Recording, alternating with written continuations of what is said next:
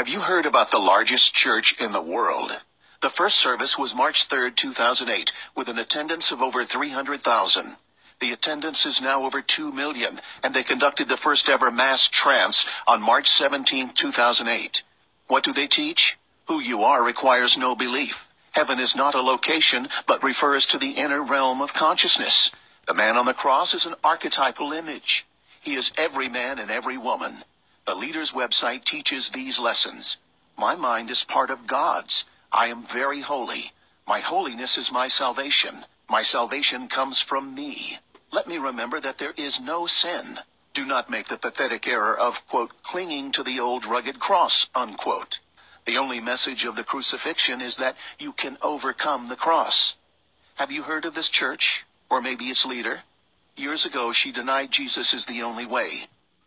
One of the mistakes that human beings make is believing that there is only one way to live, and that we don't accept that there are diverse ways of being in the world, that there are millions of ways to be a human being, and many ways, no, but many paths to what you call God. And her path might be something else, and when she gets there, she might call it the light. But her loving and her kindness and her generosity brings her, if it brings her to the same point that it brings you, it doesn't matter whether she called it God along the way or not. And I guess the danger that could be in that, I mean, it sounds great on the onset, but if you really look at both sides, there couldn't possibly be just one way. What about Jesus? What about Jesus? You raised him up in the book of Trust, and you say there isn't only one way. There is one way and only one way, and that is through Jesus. There couldn't possibly be with the millions of people in the world. Today, she has turned her millions of adoring fans over to New Age doctrine. Christians are letting this into their homes and are being deceived. Hello again, everyone. Welcome to week number 3 of our New Earth web class. And again, I thank you. Eckhart Tolle thanks you for joining us as we bring students and seekers together to discuss our latest book club selection, Eckhart Tolle's A New Earth. We did something last week that was unprecedented. You said it's never been done before on television, where you just sit there in silence. And I thought a lot of people responded to the sense of connection from that. So you want to do that again? Yes. Let's do that again. Yes. Yes. Okay. So you're going to lead us in silence. And simply become aware that you are breathing. The air flows in and out, and you feel yourself breathing. Air flows in and out of the body. In reading books such as Tolle's, it's really opened my eyes up to a new way of thinking, a new form of spirituality that doesn't always align with the teachings of Christianity.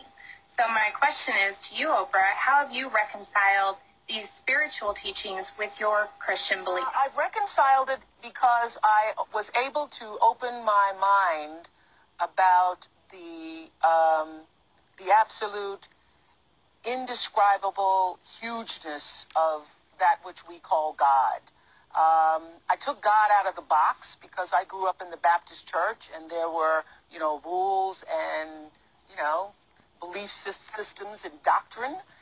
And I happened to be sitting in church in my late 20s, and I was going to this church where you had to get there at 8 o'clock in the morning, or you couldn't get a seat, and a very charismatic minister, and everybody was just, into the sermon. And this great minister was preaching about how great God was and how omniscient and omnipresent and God is everything. And then he said, and the Lord thy God is a jealous God. And I was, caught up in the rapture of that moment until he said jealous. And something struck me. And I was like, I think about 27 or 28. I was thinking, God is all, God is omnipresent, God is all, and God's also jealous. God is jealous of me. And something about that didn't feel right in my spirit, because I believe that God is love and that God is in all things. And so that's when the search for something more than doctrine started to stir within me. And I love this quote that Eckhart has. This is one of my favorite quotes in chapter 1, where he says, man made God in his own image. The eternal, the infinite, and unnameable was reduced to a mental idol that you had to believe in and worship as my God or our God. Jesus says you are the light of the world. That means you are the consciousness in which the world appears, is seen. So you believe what happens to us at death when the body dies? You don't have a belief. I don't give it any thought. You don't. God, in the essence of all consciousness, isn't something to believe. God is. Yes. God is. And God is a feeling experience, not a believing experience. That's right. And if your religion is a believing experience, if God for you is still about a belief, then it's not truly God. No. That's what you're saying. Yes. But that's not all. She's entered the political arena by endorsing a candidate for president. The New Age teacher giving lessons on her website, Marianne Williamson, has started an organization called the Peace Alliance to establish a U.S. Department of Peace. What can we do? Spread the word and tell others to open their eyes. Author Carrington Steele uncovers the truth in a new book, Don't Drink the Kool-Aid. Available at cssteeleonline.com. Christians, time to open your eyes, turn off the TV, and pray.